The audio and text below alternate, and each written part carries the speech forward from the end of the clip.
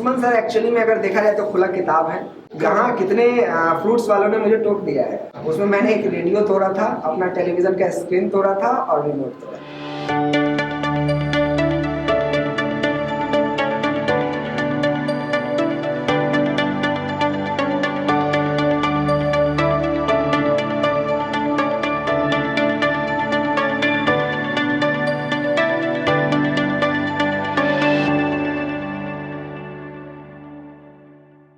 हम अपने पटना के फेवरेट एजुकेटर्स से मुलाकात कर रहे हैं और उनको जानने की कोशिश कर रहे हैं थोड़ा करीब से। और मेरे साथ है अभी Anshuman sir. Sir welcome to the show. Thank you very much sir. Sir अब बहुत मतलब आपके बारे में मैंने सुना था, मैं पहली बार आपसे मिल रहा हूँ आज, एंड अब मुझे भी बहुत सारे सवाल हैं और काफ़ी सारे बच्चों ने भी मुझे सवाल कर रहे हैं कि सर लोगों से ये सब पूछा, तो मैं काफ़ी सारी पोटली लेके आया हूँ और सबको पकड़ पकड़ कर पूछ रहा हूँ। ठीक है, सबसे पहले आपके बारे में मुझे जानना है कि थोड़ा सा अपना बैकग्राउंड का बताइए। आप कहाँ से हैं, कैसी पढ़ाई करी थी, क्या करी थी, किधर से, सब कुछ कैसे हो बताइए। अगर मैं अपने बारे में बताऊं तो इसको थोड़ा सा शॉर्ट करके ही बताऊं क्योंकि काफ़ी सारा कुछ है हमारे बैकग्राउंड के बारे में, लेकिन हाँ मुख्य रूप से मैं बिहार का ही हूँ। हाँ। बिहार में एक छोटा सा जिला है समस्तीपुर, वहाँ से मैं बिलोंग करता हूँ और मेरा बचपन वहीं से बीता है। मैं काफ़ी शरारती बच्चा था, काफ़ी शरारती था। इनफैक्ट 10th तक 12th तक मुझे पता ही नहीं था कि लाइफ में मुझे क्या करना है। मुझे बस एक ही चीज़ पता होता था कि स्कूल जाना है, आना है, क्रिकेट खेलना है, दैट्स ऑल। मजे करना। हाँ मजे करना है, जिंदगी में बस मजे करना है। इसके अलावा मुझे लाइफ का कुछ गोल ही नहीं पता था। हाँ। फिर जब मैं बाहर गया, पता चला, लोगों से मिला, दोस्तों को देखा कि वो अच्छे अच्छे कॉलेजेस में एडमिशन ले रहे हैं। मेरा 1-2 साल ड्रॉप भी हो गया था। जब मैंने उनको देखा कि वो लाइफ में अच्छा जा रहे हैं, अच्छे कॉलेज में जा रहे हैं, अच्छा लाइफ जी रहे हैं, तो मुझे थोड़ा सा जलन सा लगा कि नहीं कुछ करना है। लेकिन हाँ एक चीज़ था कि जो चीज़ मैं ठान लेता था ना वो मैं जरूर करता था। अच्छा। बस बचपन में आदत ये थी कि ठानता ही गलत चीज़ था, पढ़ाई की तरफ जाता ही नहीं था, मैं ठानता ही गलत चीज़ था। लेकिन उसके बाद मुझे लगा कि नहीं, अब मुझे उनके जैसा बनना है, इनफैक्ट उनसे बढ़िया बनना है। उसके बाद मैंने मेहनत की और मैं आपको बताऊं कि गुरु गोविंद सिंह इंद्रप्रस्थ यूनिवर्सिटी है जो कि न्यू दिल्ली में है। उसका ऑल इंडिया एग्जाम होता है, CET के नाम से होता है। उसमें मैंने एग्जाम दिया एंड मेरा ऑल इंडिया 3rd रैंक आया था। एंड देन मुझे उसके कैंपस में ही बीटेक का मौका मिला, बीटेक इन बायोटेक्नोलॉजी। तो मैं बाय प्रोफेशन जेनेटिक इंजीनियर हूँ।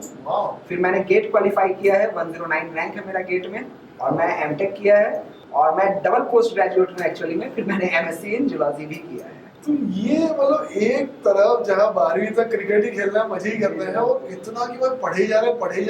क्रिकेट मतलब ऐसा था कि मेरे मम्मी पापा इतने परेशान थे कि वो जब ठंडी का मौसम आता है तो अलाव जलाया जाता है, लकड़ी काट के जलाया जाता है, तो वो हमसे परेशान होकर मेरा बैट काट कर एंड देन उसको जला देते थे। एंड देन मैं किसी और कारपेंटर के पास पहुंचता था लकड़ी लेकर एंड उसको कहता था नहीं इसको बल्ला बना दो।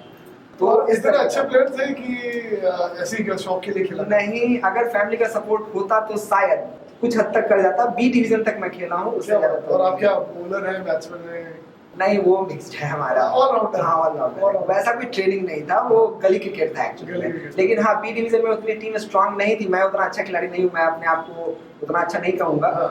B डिवीजन में टीम नहीं थी एक्चुअली में, तो खेलने का मौका मिला तो मैं बोलते चलता हूँ कि तो बोलते थे आप, सही बात है, तो माहौल बनना चाहिए। तो वो ये जो पूरा जो पढ़ाई आपने इतना सारा कर लिया, तो तब अगर आपको दोस्तों को देख के ऐसा लगा कि भाई ऐसा लाइफ चाहिए, तो फिर ऐसा नहीं लगा कि यार पढ़ाई इतना तो पढ़ लिया, काम काज शुरू करता, पैसा कमा लेता, मतलब वो वाला फीलिंग भी है? तो इतना पढ़ाई काफी साल निकल गए मेरे ख्याल से। हाँ काफी साल। तो वो जो पेशेंस है, वो जो डेडिकेशन है, वो कैसे?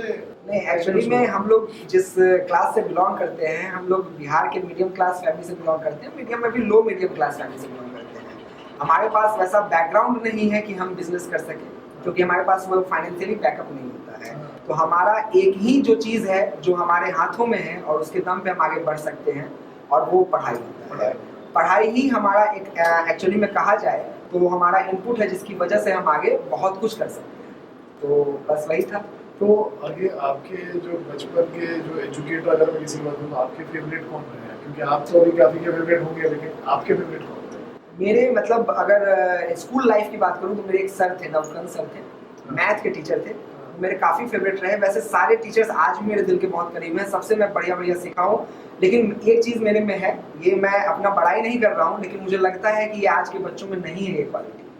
आज भी मैं अपने प्रिंसिपल सर से, डायरेक्टर सर से जब मिलता हूँ तो मेरी नज़रें उनसे डायरेक्ट फेस कांटेक्ट नहीं करती, वो एक झुका हुआ नज़र अपने आप होता है और मेरा हाथ उनके चरण की तरफ ही पहले बढ़ता है, क्योंकि हम उनके आशीर्वाद की वजह से ही इतने आगे पहुँचे हैं। तो टीचर्स का आशीर्वाद बहुत जरूरी होता है हमारी जिंदगी में।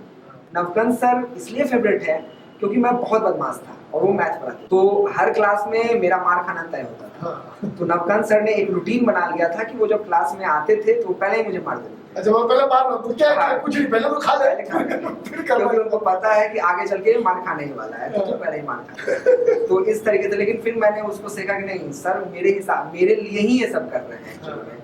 वो मुझे मारते हैं ताकि मैं क्लास में शांत रहूं और उनका जो 45 मिनट का क्लास है उसको मैं अटेंटिव वे में रखूं, ध्यान दूं, ताकि मेरा ही फायदा हो। इतना मैच्योरिटी अपने आप आ गया कि कोई समझाया कि कैसे हो जाता? नहीं, ये मैच्योरिटी एक्चुअली में धक्का खाने के बाद आया है। जब मैंने बोला कि 2 साल मैंने ड्रॉप लिया है, उस 2 साल के ड्रॉप में बहुत धक्के खाए हैं, माँ बाप के ताने, एक्सेसिव ताने मिले हैं, और वो खाना मिल जाता था घर में, यही बहुत बड़ी बात थी, बाकी इज्जत नहीं था।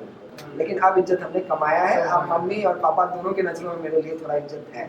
थोड़ा नहीं, बहुत होगा सर। नहीं, मम्मी पापा के लिए उतना ही इज्जत काफी है, हम उनके लिए हमेशा ही बच्चे हैं, और वही बढ़िया है। उनके सामने बड़ा होने का कोई शौक नहीं होना चाहिए और होना भी नहीं चाहिए, क्योंकि वो जिस लेवल पे है ना उनसे सीखने को ही मिलता है। तो ठीक है। अगर मैं ये आपसे पूछूं कि पर्सनल लेवल पे कि अंशुमन सर कौन है, पर्सनली क्लास छोड़ दीजिए, सब्जेक्ट छोड़ दीजिए, तो अंशुमन सर कौन है, तो क्या बताएंगे? अंशुमन सर एक्चुअली में अगर देखा जाए तो खुला किताब है। मेरे दिल में वैसा कोई चीज अंदर में हिडन रहता नहीं है कि किसी के बारे में मैं कुछ सोच रहा हूँ। मेरे दिल में जो होता है वो मैं सबके सामने रिप्रेजेंट कर देता हूँ। लेकिन हाँ, मैं थोड़ा खुश मिजाज टाइप का इंसान हूँ। मैं चाहता हूँ कि जहाँ मैं रहूँ वहाँ पे सब लोग हंसते रहें, अच्छे से अपना काम करते रहें। अगर मेरा उसमें कुछ योगदान है तो मैं भी वो योगदान देना चाहता हूँ। और हाँ, दुनिया जरूर घूमना चाहता हूँ। तो मैं मेहनत इसलिए कर रहा हूँ कि लाइफ के एक स्टेज तक मैं उतना मतलब फाइनेंशियली स्ट्रांग हो जाऊं कि दुनिया घूमने का मुझे मौका मिले। हाँ, फिर मैं रिटायर हो जाऊंगा, क्योंकि अल्टीमेटली पैसा लेके किसी को जाना है। मेरा एकदम क्लियर है, व्यू क्लियर है। पैसा लेके किसी को जाना नहीं है। मेरे जाने के बाद धरती पे क्या होने वाला है मुझे पता होने वाला नहीं है, लेकिन भगवान ने मुझे ये हसीन सा जिंदगी अगर दिया है तो कम से कम इसको जी तो लें। लेकिन हाँ, जिंदगी जीने का मतलब ये नहीं होता है बुरे से बुरे कामों को ही करते रहें। अच्छे काम करो और दुनिया घूमो। दुनिया घूमने से चीजें समझ में आएंगी। हमारे भगवान ने इतना सुंदर पृथ्वी का रचना किया है, तो कम से कम एटलीस्ट घूमो, तो जितना हो सकता है उतना घूमो। कहाँ घूमे सर? कहीं आप बताइए, आपको आप जितना घूमे उसमें फेवरेट आपका डेस्टिनेशन कोई हो? मैं ज्यादा मौका तो नहीं मिला है, लेकिन हाँ, मैं हिमाचल प्रदेश में मनाली शिमला घूम चुका हूँ। इधर मैं भुवनेश्वर, पुरी वगैरह उड़ीसा में घूम चुका हूँ। गोवा में अभी जस्ट थोड़े दिन पहले घूम के आया था। तो इन सब जगहों पे घूमना, मुझे माउंटेन वाला रीजन जो है ना वो पहले बहुत बेहद पसंद था, तब तक जब तक मैं गोवा नहीं गया। अच्छा, मतलब you were a mountain person, now you become a beach person. Now become a beach person, क्योंकि ये हमेशा एक वो लड़ाई रहती है कि are you a mountain person और are you a beach person. लेकिन फिर इन दोनों को एनालाइज करने के बाद मैंने रियलाइज किया कि नेचर का ब्यूटी जहाँ हो ना वहाँ अंशुमन है। अरे क्या बात। तो नेचर की ब्यूटी मुझे बहुत पसंद है, चाहे वो कहीं भी हो। पटना के अगर जू में भी नेचर की ब्यूटी मुझे मिल जाए तो वो मैं वहाँ एक बार जाना चाहूँगा।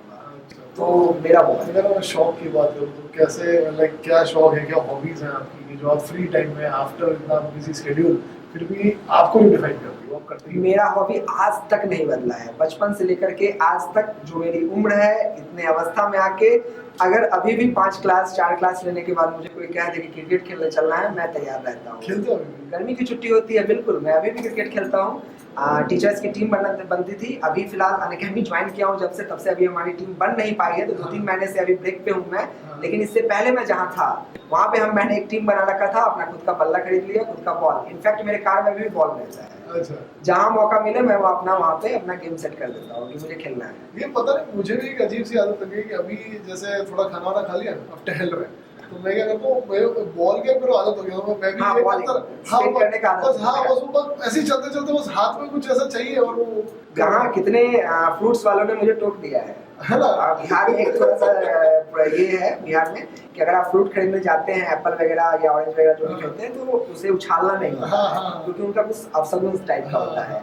लेकिन मेरा तो आदत वही है कि हाथ में कुछ गोल जाए तो बॉल है तो वो टोक देते नहीं, भैया ये मत करो, तो फिर मुझे एहसास होता है। वही कई बार शैडो बॉलिंग हो जाता है, शैडो बैटिंग हो जाता है कई बार मुझसे, मैं ऐसे, और ऐसे मैं प्लेयर में भी नहीं हूँ। हाँ, प्लेयर नहीं है। हाँ, बट ऐसा होता है कि यूं कर लिया या ऐसे बॉल में घुमा लिया। क्रिकेट मतलब इतना पसंद था कि 2003 जो वर्ल्ड कप इंडिया फाइनल हारी थी, उसमें मैंने एक रेडियो तोड़ा था, अपना टेलीविजन का स्क्रीन तोड़ा था और रिमोट तोड़ा था। क्या बात तो है। इससे दीवानगी समझ में आती होगी कि सचिन तेंदुलकर जब आउट हुए थे मैगड़ा के गेंद पे, हाँ। तो लिटरली वो उधर आउट होके जा रहा था और मैं यहाँ रो रहा था और मम्मी से मार भी खा रहा था कि रो क्यों रहा है। और वो इंटेंसिटी अभी भी उतनी है। वही सेम तो अभी इंटेंसिटी। टीवी टूट से कभी एशिया कप में टूटा टीवी? नहीं, ये अब थोड़ी मैच्योरिटी आई है एक्चुअली। अब नहीं खर्चा होगा। क्योंकि अब नहीं खर्चा होगा, वो टीवी मम्मी के पापा के पैसे का था, खुद के पैसे का, खुद का खर्चा होगा। और अगर मैं बोलूँ कि अगर पटना में अगर कहीं भी अंशुमन सर नहीं दिख रहे सेंटर पर, तो मैं अगर पूछूं तो अंशुमन सर कहाँ पाए जाते हैं, तो कहाँ पाए जाएंगे? नहीं, मैं घर पे ही पहुंच जाऊंगा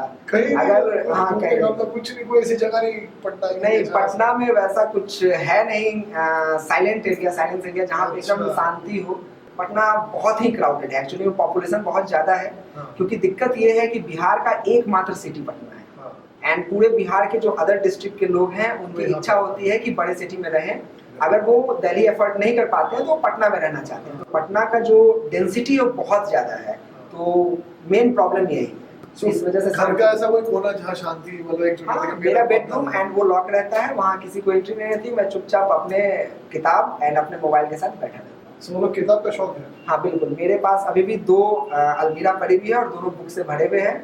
मेरे बीटेक जेनेटिक इंजीनियरिंग के सारे बुक्स हैं, एमटेक के सारे बुक्स हैं।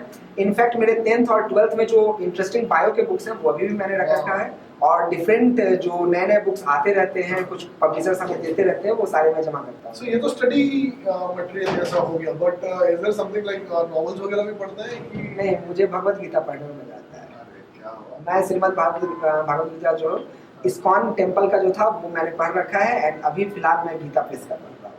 क्या बात तो है। मुझे वो पढ़ने में थोड़ा मजा आता है। और कुछ खाने पीने का ऐसा कुछ शौक नहीं कि यार ये खा लिया वो खा लिया ऐसा? खाने का ऐसा कहा जाए तो पटना का जो टेस्ट है ना, उस टेस्ट के जैसा टेस्ट अभी तक इंडिया में मैं जहाँ जहाँ घूमा हूँ, हाँ। 2 ही सिटी ऐसा है जहाँ का टेस्ट मुझे बहुत बढ़िया लगा है। हाँ। एक तो ऑल टाइम फेवरेट दिल्ली, हाँ। और दूसरा पटना। मतलब यहाँ के जो फूड का टेस्ट है, आप कुछ भी खाओ, कहीं भी खाओ, स्ट्रीट फूड खाओ, उसका टेस्ट अल्टीमेट होने लगा है। तो मुझे सब कुछ पसंद है एक्चुअली में। कुछ ऐसी वेजिटेबल्स है जो पसंद नहीं है, लेकिन लगभग ऑलमोस्ट सब कुछ पसंद है। तो उसमें क्या आ जाता है? अगर लिट्टी चोखा तो हम रहे तो वो तो लिट्टी होगा ही। चोखा तो फिर वो तो हमारे होगा ही। लिए उसके अलावा कुछ नहीं, लिट्टी तो कुछ इस तरीके से पसंद है कि अगर नॉनवेज भी बन रहा है तो उसके साथ लिट्टी तो होना चाहिए। होना चाहिए। लिट्टी तो मतलब क्या कहा जाए, वो हमारे खून में। हाँ, वो दिल में है, हाँ, खून दिल में में है, है। खून में है। तो ऐसा रिवाज है कि नहीं कि ऐसा हार्दिक के साथ बात करें तो उसको भी लेके जाएंगे खाने? बिल्कुल, आपको चलिए, आपको खिलाते हैं। अभी पटना का फेमस लिट्टी चोखा या लिट्टी, अगर आप नॉन वेजिटेरियन तो लिट्टी के साथ और भी आइटम्स अवेलेबल हैं, क्या बात है। वो भी आपको तो खिलाते हैं। मेरा काम हो रहा है सर, जाते जाते एक मैसेज अगर आप देना चाहें तो अपने स्टूडेंट्स को, अपने जो भी आपको प्यार करते हैं। तो स्टूडेंट्स के लिए यही मैसेज है कि देखो, अभी तुम जिस उम्र में हो, ये उम्र जो है वो एडोलसेंस का एज होता है। तुम 13 से 18 साल के बीच में होगे, और इस एज में क्या होता है कि हमारे बॉडी में तरह तरह का डेवलपमेंट होता है। जैसे फिजिकल ग्रोथ होता है, मेंटल ग्रोथ होता है, रिप्रोडक्टिव ग्रोथ होता है। सबसे ज़्यादा खतरनाक ग्रोथ जो है ना, वो मेंटल ग्रोथ है। ये दिमाग जब ग्रो करता है ना, तो तरह तरह की चीज़ों को करने के बारे में सोचता है, एक्सपेरिमेंट करने के बारे में सोचता है। और जब एक्सपेरिमेंट करने के बारे में सोचता है ना, तो फिर वहाँ पे अदर एक्टिविटीज़ जो होती हैं उनकी तरफ हम ज़्यादा क्या होते हैं, अट्रैक्ट हो जाते हैं। जो गलत चीज़ें होती हैं ना, उसकी तरफ हम ज़्यादा अट्रैक्ट होते हैं, और इस चक्कर में हम अपने फ्यूचर को क्या कर देते हैं, डिस्ट्रॉय कर देते हैं। तुम्हें पता है कि तुम्हें कैसे पढ़ना है, तुम्हें ये भी पता है कि तुम्हें मेहनत करना है, तुम्हें ये भी पता है कि तुम्हें डिसिप्लिन वे में रहना है, तुमने अपना स्ट्रीम भी सेट कर लिया होगा, तुमने अपना गोल भी सेट कर लिया होगा। लेकिन बच्चों, डिस्ट्रैक्ट मत हो, लाइफ बहुत बड़ा है, आगे समय तुमको मिलेगा। कॉलेज में जब तुम जाओगे, तुम अपने सारे जो तुम्हारे हॉबीज हैं, ड्रीम्स हैं, उनको सब कुछ पूरा करना, लेकिन अभी कम से कम मत करो, नहीं तो बेहतर जिंदगी नहीं जी पाओगे। क्या बात है। तो सर, गोल्डन वर्ड सर की तरफ से। एंड अगर आप ये सब्सक्राइब का बटन दबाते हैं, पटना पल्स के इस वीडियो को आप शेयर करते हैं, तो उसमें बिल्कुल भी आपका खराब नहीं होगा लाइफ नहीं, बिल्कुल। ये बिल्कुल करना है। वो आप बिल्कुल कीजिएगा। एंड डेफिनेटली और वीडियोस के साथ हम आते रहेंगे, सर को भी आप देखते और अगर रहेंगे। पटना के हो तो फटाफट अनअकैडमी के सेंटर पे आ जाओ, लाइव मिलते हैं। और अगर ज्वाइन करना है तो इससे बढ़िया तो कोई बात ही नहीं। तो फिर let's crack it. Let's crack it.